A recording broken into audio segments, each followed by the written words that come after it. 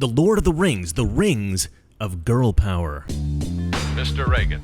You probably heard that Amazon has produced a new Lord of the Rings series called The Rings of Power, and you probably heard that it is a flop or some kind of disappointment. And yeah, there were definitely some major missteps, but there may be an audience for this. I'd say if you love musical theater, you might like this show. For everybody else, I don't know. Now, I'm going to be brutally honest with this breakdown.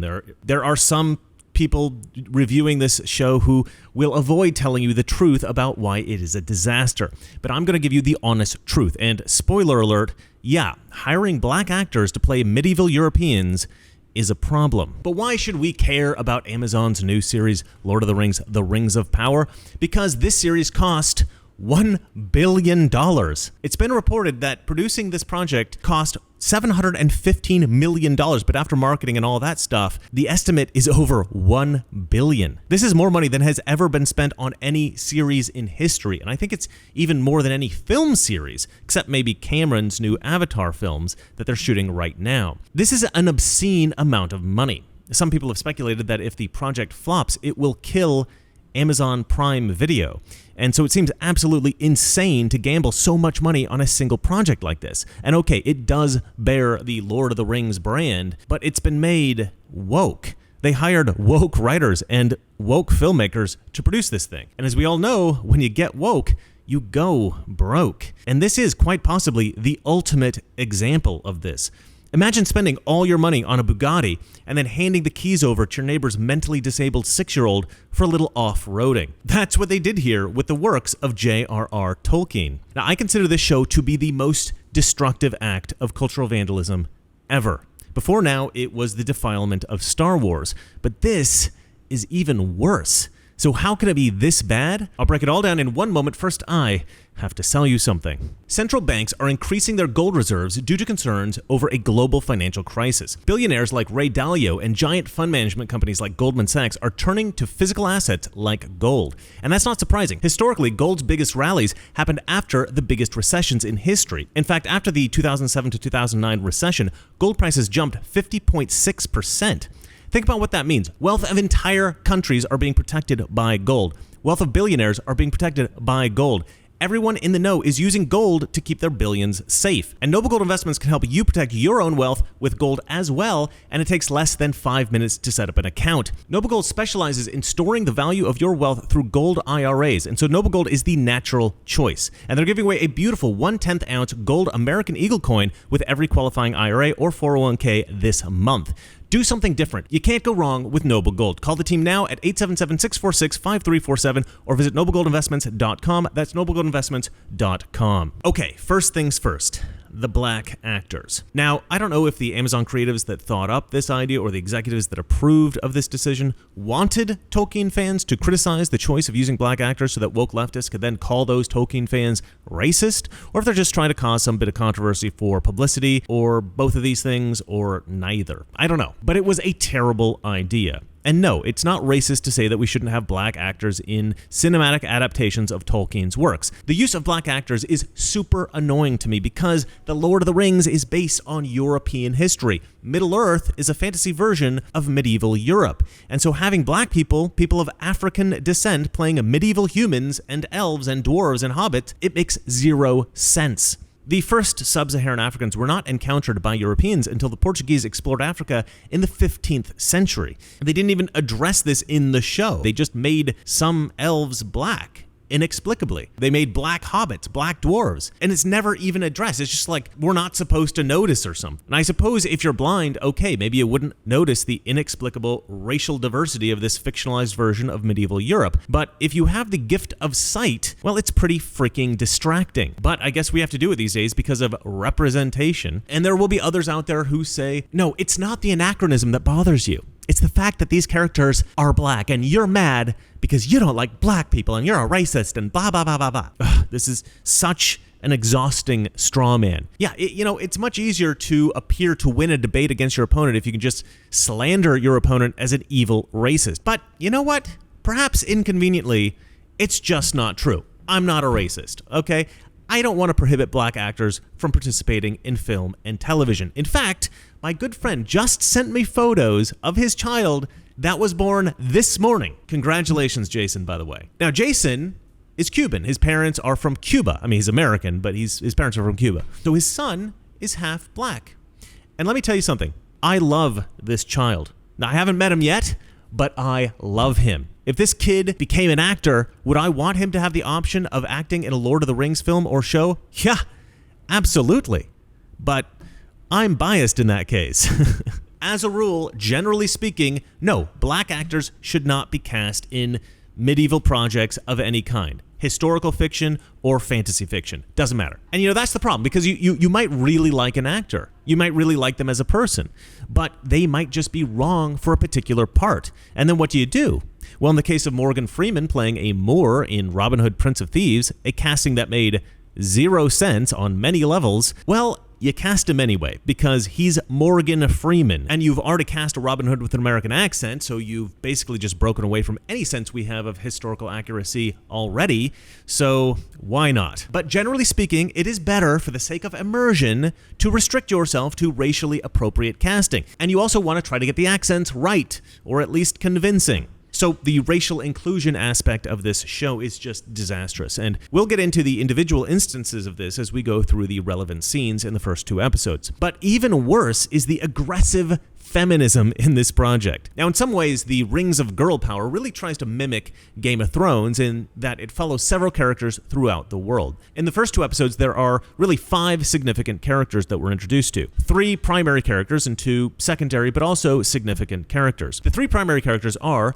Galadriel, Bronwyn, and Nori Brandyfoot. Galadriel is an elf warrior princess. We start the show with her, and she's got the most screen time in the first episode, so she is arguably the main character, but they really do split screen time up pretty evenly among these 3 women. Galadriel is what we call a Mary Sue character, that is, a female character who is unnaturally perfect in every way. A Mary Sue character is always right about everything, especially in the face of men who disagree with her. She's physically stronger than everyone else, she's more skilled at literally everything, she's smarter than everybody else, and she's just better than every other character in every way possible. This is exactly what the Galadriel character is. She is amazing in every single way, and this makes her incredibly boring and incredibly annoying. At least Superman has kryptonite and is made vulnerable by his love of humanity in general and Lois Lane in particular, but this Galadriel character seems to love no one and have 0 weaknesses or vulnerabilities. Her backstory is that her brother was killed in a war with the evil Morgoth, and so she's seeking out Morgoth's servant Sauron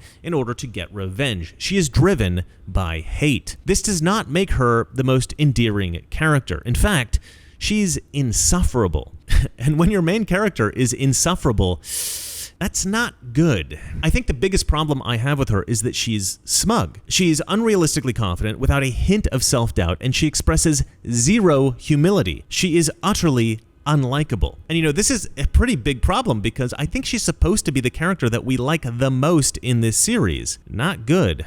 All right, let's move on to Bronwyn. Bronwyn is a human woman of color. She is played by an Iranian actress, and the character has a son, Theo, played by an Indonesian actor. And this is actually pretty common on the show. You'll notice that the filmmakers don't seem to care at all about racial consistency. You can be white and have black kids, you can be black and have white kids, you can be Iranian and have Indonesian kids. I mean, race is still something that exists in the world, and we can see it, and we can identify it. And if a kid looks like he's a different race than his parents, we can see that. And so, yeah, it's just another distraction in the show that does not need to exist. Bronwyn is actually a very similar character to Galadriel. She is a fiercely independent single mother who doesn't take no crap from nobody. And she's also always right about everything. And despite not having any fight training, as far as we know, she can still fight better than an ordinary man would be able to, because girl power or something? I don't know. She also lacks any kind of humility, and she's also insufferably smug. In short, she's also a Mary Sue. All right, let's move on to the Hobbit. Nori Brandyfoot is the female Frodo Baggins. She's the young girl Hobbit character that we follow in the Hobbit village. She's basically exactly like Galadriel and Bronwyn. I mean, these characters are all essentially interchangeable, but Nori is a child, I think, or a teenager maybe. It's hard to tell. She's played by a woman who's 22 years old, but she acts like she's maybe 12 on the show, so I don't know how old she's supposed to be. Anyway, she still lives with her parents. Much like Galadriel and Bronwyn,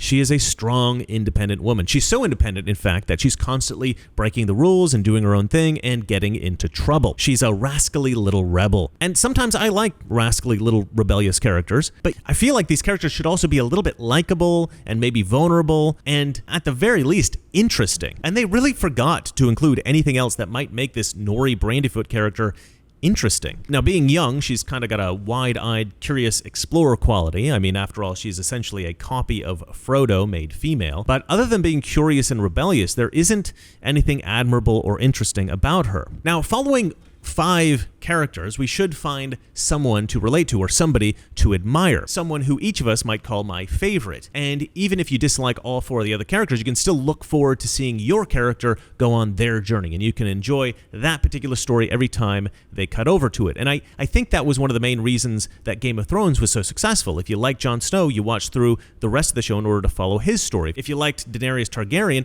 you watched through the rest of the show to see her story, or maybe you liked Arya or Tyrion or whatever. And of course, they did this with the Lord of the Rings trilogy. Maybe you liked Aragorn, maybe you liked Gimli, maybe you liked Frodo, Legolas, maybe you liked Gandalf. These characters were all distinctly different and were either relatable or admirable or charming on their own terms, and different characters had different fans, and it was all great. And so this idea of opening the show with 5 different characters that might be relatable or admired by different fans, it should work. But in this show, it doesn't work.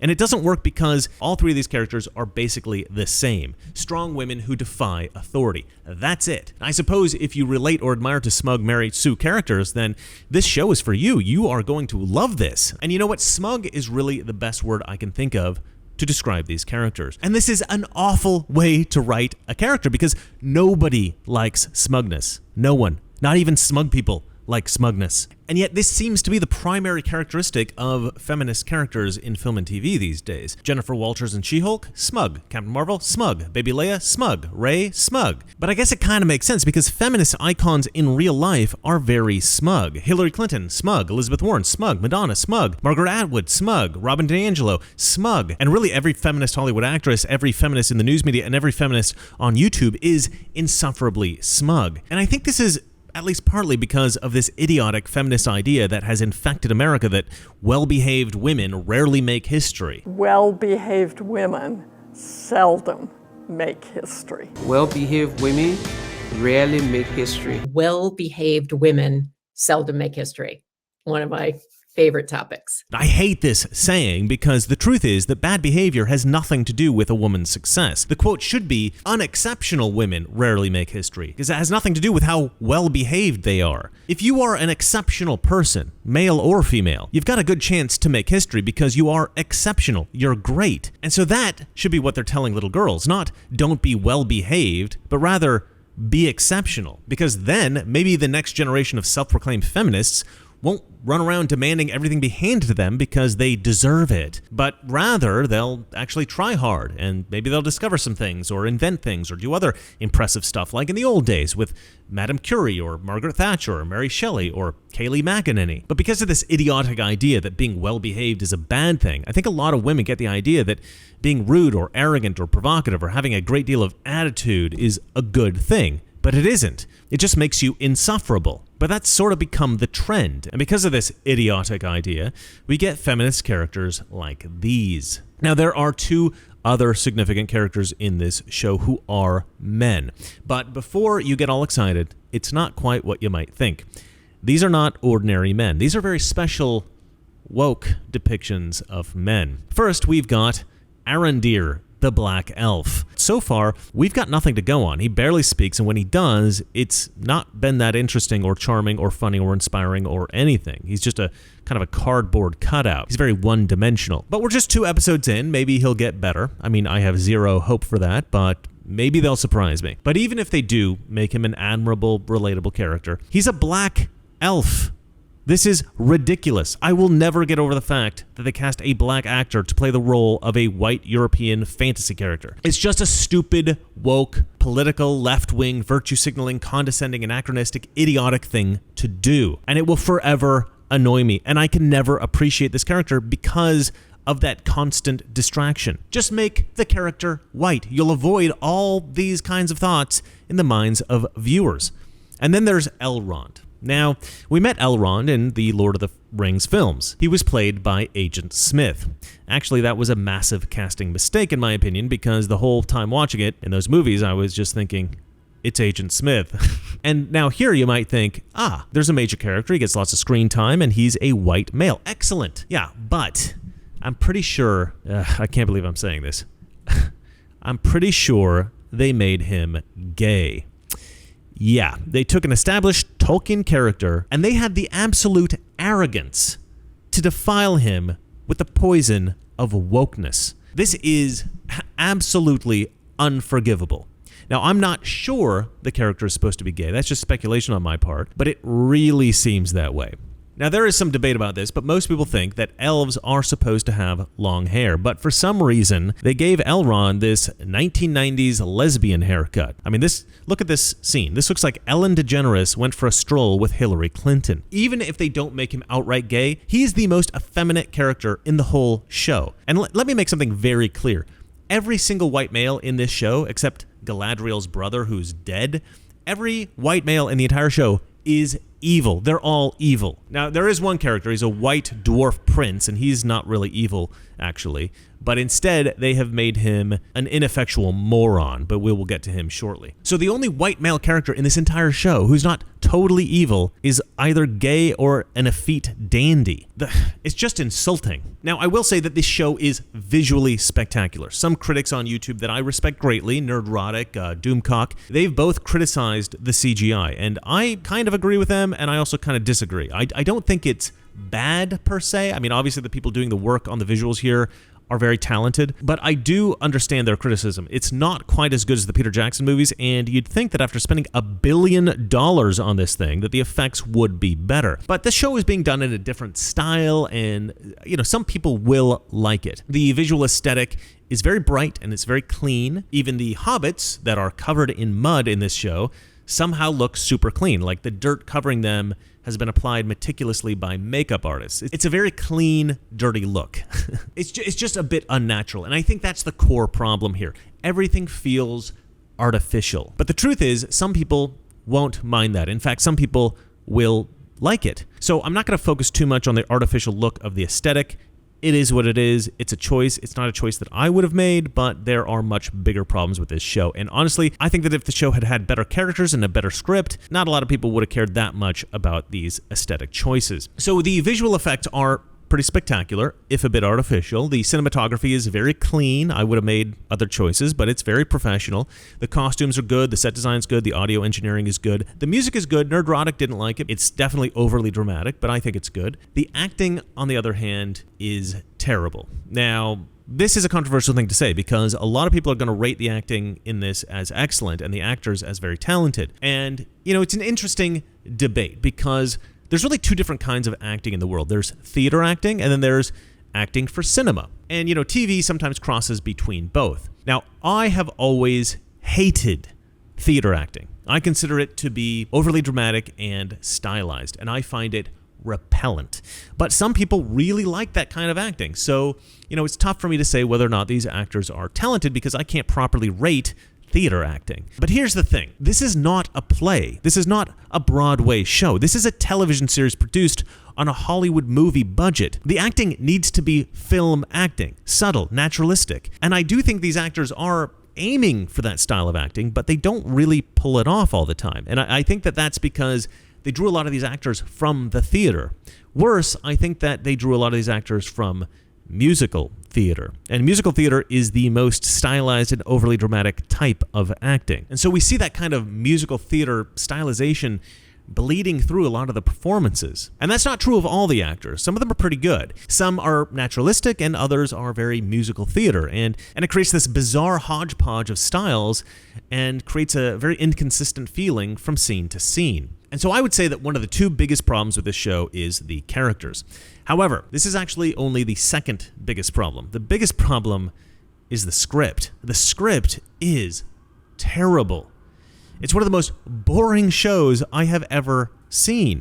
How do you take a show set in the stunning, dangerous, fascinating world of Middle-earth with $1 billion budget and make it this boring? How is that possible? Well, here's a way. Start by opening the show in the most epic way possible because An epic scope is not something that human beings can naturally relate to or understand. Yes, it's spectacular, but it's not something that moves us emotionally or that we can ever feel comfortable or happy with. And this show gives us this epic scope straight off the bat. We're talking about a ton of characters in a world that's just too big to get our heads around in the short time that we're introduced to it. Now, what you need to do with a show this epic in scope is to open with a single character in an intimate scene. Think about Raiders of the Lost Ark, Star Wars, Back to the Future, Ghostbusters, The Lord of the Rings, Harry Potter. And okay, maybe you start with an exciting action sequence and, for like the initial spectacle, but the first real scene of any epic film needs to be an intimate moment with the main character in order to endear us to that character. Now, in defense of the writers, they seem to be aware of this intimate moment concept, and there is a quaint scene at the start of the show in which they try to do this, but it's awful. It doesn't work. It's a scene with Galadriel as a little girl in which a boy teases her. She is the victim of the patriarchy. She then physically tries to fight this bully, which I think is supposed to foreshadow her character for the rest of the show and show us her warrior spirit or whatever. But now, as I said, an intimate scene is supposed to endear us to a character, but here it doesn't work. It might have worked had this little girl come off as the victim, as the inferior character, as vulnerable, as the underdog. We like underdogs. We want victims to triumph. We want the vulnerable to learn to fight back, and we want inferior characters to grow to be superior and win in the end. But the child Galadriel is clearly some kind of genius as she creates this magical origami paper boat, and then after kids bully her and wreck her magic origami paper boat, she physically attacks one of the kids and seems to be the most physically dominant character in the scene. So she's a genius and she's physically dominant. She does not seem like a victim at all. And even as a kid, she's already smug. This is the same thing that they did with She-Hulk and Captain Marvel and Baby Leia and Reva and every other feminist character they've written in recent years. These feminist writers keep writing overpowered, smug, utterly unlikable characters. It's just bad writing. Honestly, I was really hoping that they would not do this in this project. I mean, this is everything culture critics have been complaining about for years. I mean, when are they going to stop writing these one-dimensional characters? Yeah, I get it. Girls rule, boys drool. Do we have to drive that message home in every freaking project? All right, so it's not long before we get our very first fight scene, and this is a very Mary Sue moment. There are like 7 male elves on this mission with Galadriel, and they're trying to seek out the epic villain Sauron, who has disappeared after many years of war, and they're out to make sure that Sauron is dead and not just hiding out somewhere gathering strength to come back and try to take over Middle-earth once again. And so they make their way to this cave, and in the cave is a massive wampa from Empire Strikes Back. In this show, they call the creature a snow troll. Now, presumably, these male elves are top-level warriors, like special ops level soldiers. And yet, none of these male elves can fight this snow troll at all. So Galadriel runs to the rescue, and of course, she defeats the wampa easily. Like, these men are absolutely useless, but the warrior princess, she just slays this thing almost casually. And look, I don't mind the female warrior thing as much as some guys. I like Buffy the Vampire Slayer, great show. I think Wonder Woman and Xena Warrior Princess, these kinds of physically dominant female characters, I think they're fine. They have a place in fiction, and they can be great. But when you have a situation like this, where the female character doesn't have any special reason for being particularly strong or good at fighting, she's not endowed with any magical strength or speed or skill, she's not got, say, a magical sword or armor or something like that. She's just a female who's naturally better than the guys. It's a little silly. I mean, no one really believes it. Again, the men who are with her should be the most elite soldiers in the entire kingdom of elves, and yet she is like 1,000 times better than they are. Why? Women are genetically smaller and weaker than men. I mean, this is true of like all mammals and almost every other animal, and it's certainly true of humans. And I really don't think that Tolkien had the idea that female elf warriors would be this dominant, even if they could be comparable warriors to men. And honestly, I think that this would have been ridiculous even if Galadriel was a man. I mean, even if it was a man being this much stronger than the other soldiers that he was going with here. Because if these are truly like elite warriors, what you should have done to make your guy seem strong, right, is to have your elite warriors be awesome, right? And you see how awesome they are. And then your guy comes in, your main character comes in, and he's even more awesome than them. And you're like, oh man, these guys are awesome. That guy's even more awesome, right? That's how you build a character up. But to make all of them useless and her just amazing, it's like, obviously this is just feminist propaganda, and nobody really wants to be preached to in that way, you know? I mean, I'm surprised she didn't, like, slay the snow troll and then as she was stabbing him with a dagger yell, "Don't mess with me, I'm a woman." I mean, like I said, they do this in every project now. Is it possible, Hollywood, to give us another message other than women are awesome? Women are awesome, women are awesome, women are... We get it by now, we get it. What's that? No, it's got to be the same message in every film. Okay, women are awesome. All right. Now look, traditionally in fiction, women were written as formidable, but almost never because of physical strength. Rather, it was because of their beauty or intellect or cunning. And this, I think, is far more compelling because it's more relatable. We have all been undone at some point in our lives by a beautiful, cunning, intelligent woman. Come on, guys, you know it's true. But in this story, they've written the woman, as is typical of feminist writing today, as the most physically dominant warrior ever, stronger than 7 elite male soldiers.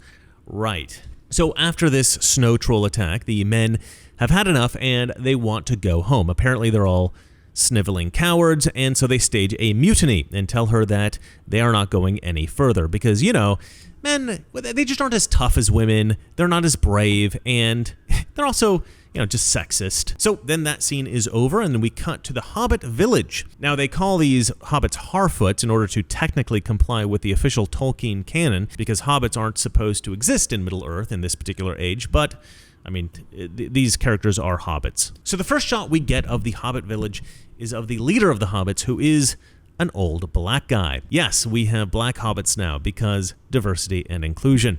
But what's truly bizarre, I mean, this is weird, is that the mother of the main hobbit character, Nori Brandyfoot, is black. Her mother is black.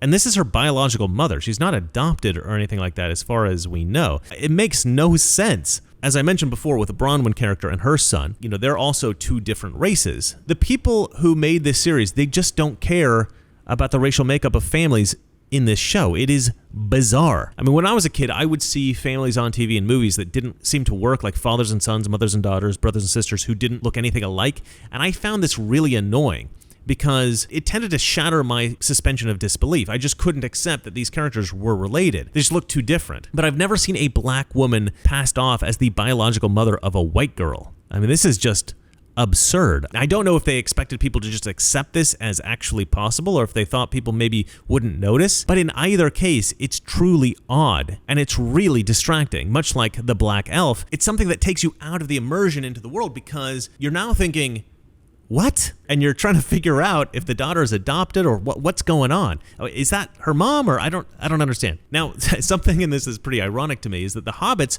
all have Irish accents while the elves have English accents. You find all that down by the riverbank, did you? Mm-hmm. It was the only feeling I knew. And look at you now.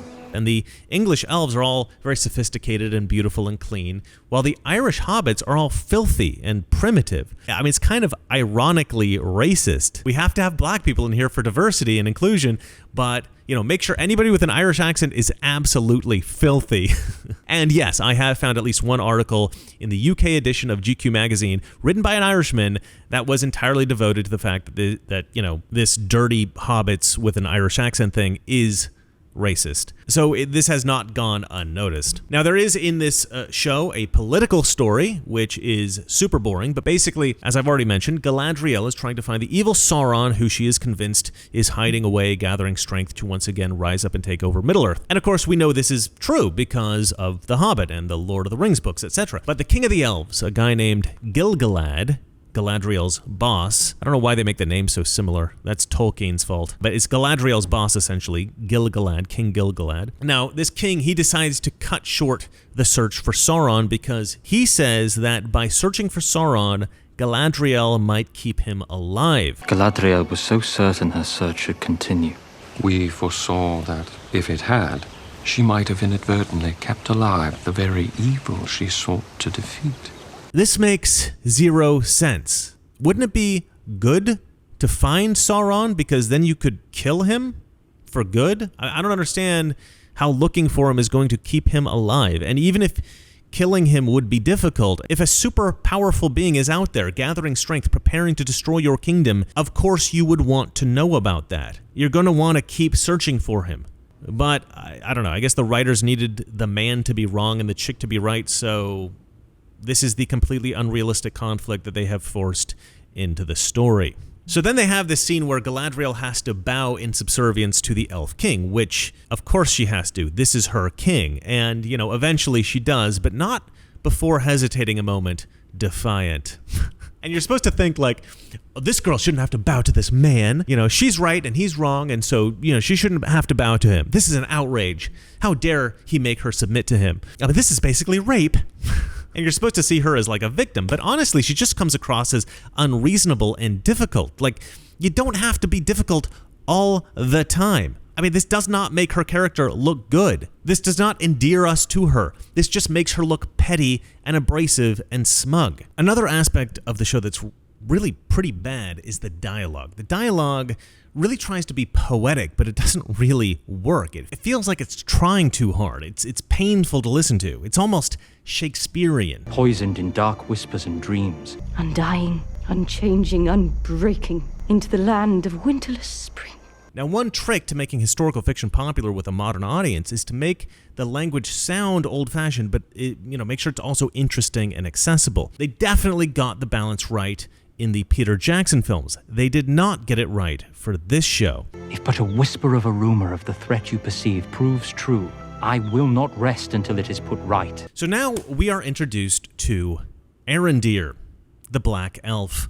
Now, this Black Elf is basically treated just like the women heroes. He is a black Mary Sue guy. The very first moment that we see him, he's walking through town. He's got this big hood on in order to hide his face before the big reveal, the Black Elf. And so he's walking through the town, and his first dialogue that we hear is advice to somebody on an amazing chess move, or whatever the equivalent of chess is in Middle-earth.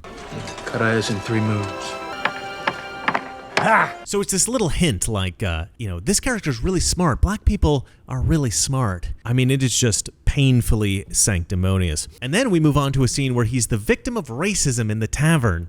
But not because he's black, because he's an elf. When are you people gonna let the past go? Yes, he actually says, you people. The writing in this show isn't exactly subtle. But here's the thing. Because they cast a black guy as the elf and a white guy is here being racist, it's a little confusing. I mean, I'm not sure that everybody is going to understand that this redneck white human guy is actually being racist toward the black elf guy, not because he's black, but because he's an elf. I think most people are going to think that it's because he's black. And so this casting becomes distracting, not just because it's anachronistic and annoyingly sanctimonious, but also because it really makes the racism aspect of the elf-human-dwarf-hobbit social dynamic very confusing. So he's good at chess, he's mysterious, and he's dignified. He's way better than any of those lowly white elves.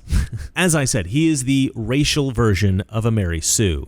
He's Black Mary Sue elf guy, and appropriately, he looks exactly like Don Lemon. So in the elf tavern, Elf Don Lemon actually disagrees with Joe Biden. Now, America must choose to move forward or to move backwards, to build a future or obsess about the past. Past is with us all, whether we like it or not. And then Elf Don Lemon goes to talk to his boss, who's a straight, white male elf, and therefore he has to be an evil racist. It has changed much, Watchword. But the men who live here have not. And be grateful that you need never see them again. So then we cut to Bronwyn's kid, the Indonesian human of color, and he's friends with a white male human. And again, because he is a white male, he has to be an evil racist who mocks both the Indonesian human of color and the elves, because straight white men are racist in so many ways. My father didn't run off. Then what happened to him? Now, at the end of episode 1, Galadriel gets to go to heaven. They call it Valinor in the Tolkien universe, but it is basically heaven. But Galadriel, she does not want to go to heaven. She wants to stay in Middle-earth and find Sauron and presumably kill him. And this is fine, I guess. But what really annoyed me here is that this was clearly a critique of the Christian idea of obeying God and being a good religious person.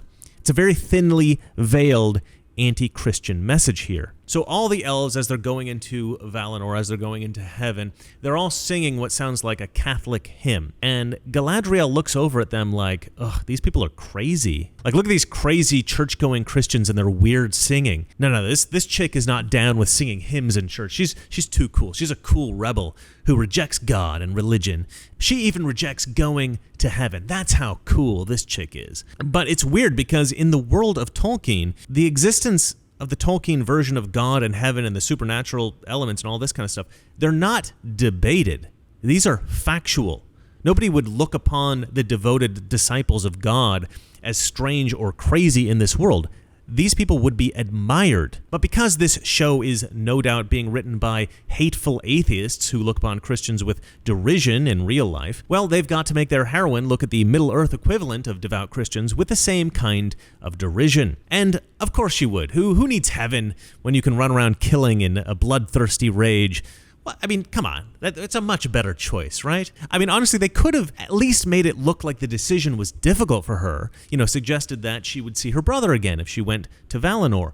But no nuance, no interesting internal conflicts. Just, you Christians are weird. I'm out of here. I'm going to reject this whole God and heaven thing. And so Galadriel jumps off the ship that she's sailing on in the middle of the open ocean, moving toward Valinor. She just jumps overboard into the open ocean. Now, at first, I thought that I'd missed something, or that maybe there was some information that they hadn't yet related to us. There was like a nearby island, or there was a fleet of ships seeing them off, or something like that. But no, she just jumps into the open ocean. I mean, she's going to die. You can't just jump into the open ocean with no land around for hundreds of miles. You're going to die. This was a bizarrely pointless thing for her to do. But then, magically, there is a bunch of people floating on a makeshift raft built out of the debris of their ship that was destroyed by a sea monster. I mean, this is what you call an unbelievable coincidence. And by unbelievable, I mean not believable. I mean, as a writer, you would never write this into a script because it shatters suspension of disbelief. It is so unrealistic that you just would never write it. How this got through everyone that had to look through this script and approve it, I have no idea. $1 billion, folks. This cost $1 billion. This is bad writing. But the bigger problem that I have with this scene is still that it's a thinly veiled anti-Christian message, and it's particularly hateful, I think, because J.R.R. Tolkien was a devoutly religious Christian. And so that's how episode 1 ends. Episode 2 is really too boring to summarize, so I'll just go over a couple of the highlights.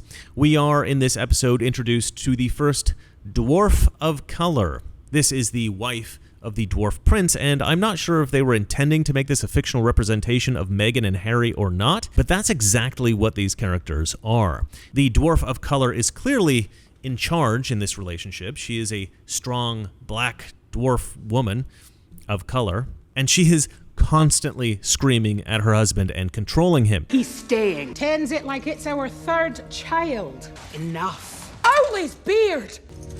She seems to have no respect for her husband at all. And this guy is the son of the dwarf king. All right, so then we move on to another scene. This is another major girl power scene, this time with Bronwyn, the human woman of color. And I should mention that she is in some kind of forbidden relationship with the elf Don Lemon. Forbidden, of course, because they are from two different races. And I don't mean Iranian and black, I mean human and elf. But again, because she's Iranian and he's black, this messaging here is very confusing. So anyway, Bronwyn is the first character on the show to encounter an orc, and she's not a warrior or anything, she's just an ordinary single mother, so she should just be dead. But nope.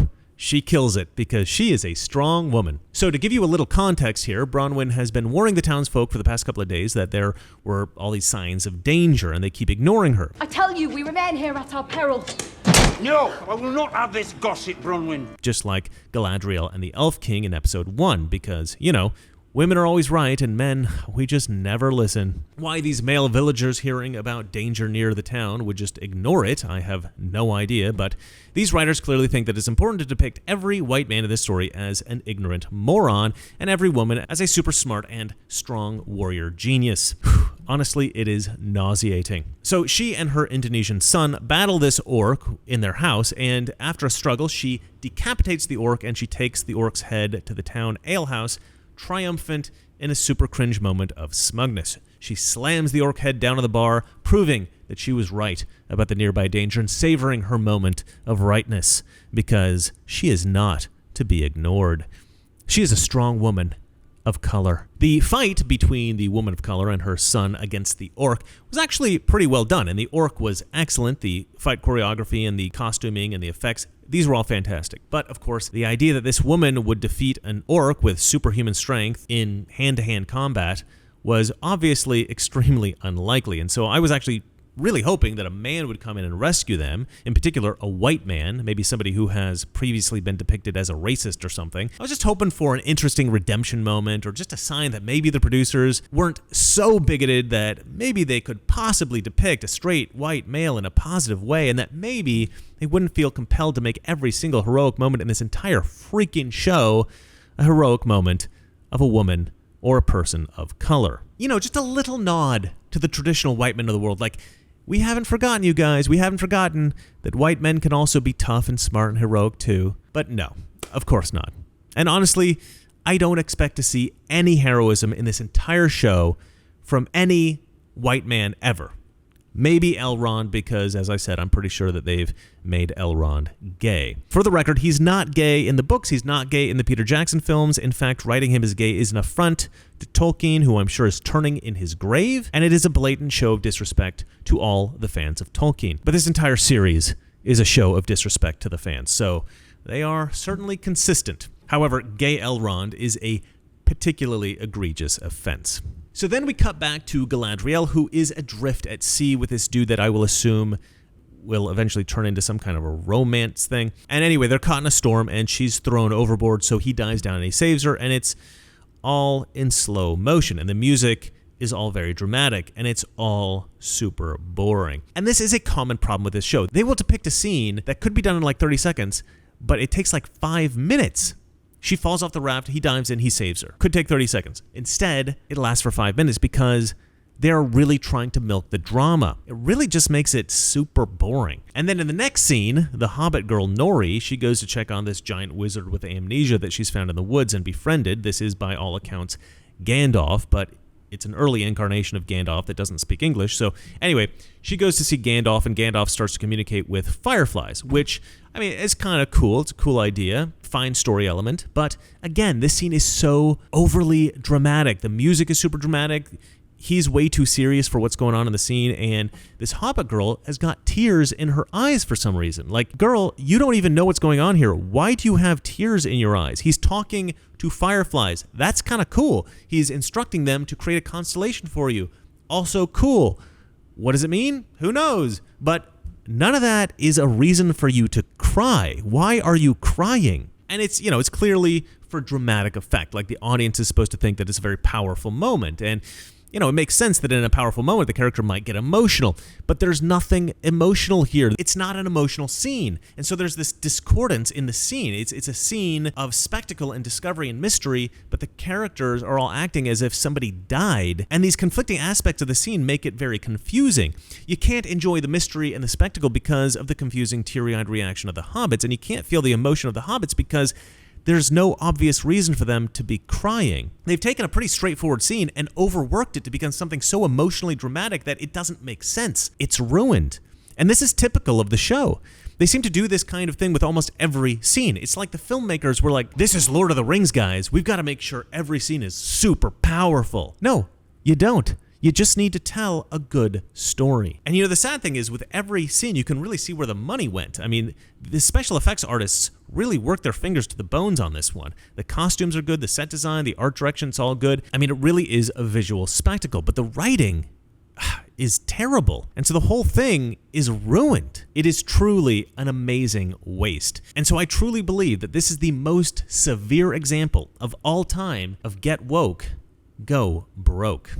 Well, that's it for me. And remember, it's not that our liberal friends are ignorant. It's just they know so much. That is not so. Good night. I will not make age an issue of this campaign. I am not going to exploit, for political purposes, my opponent's youth and inexperience.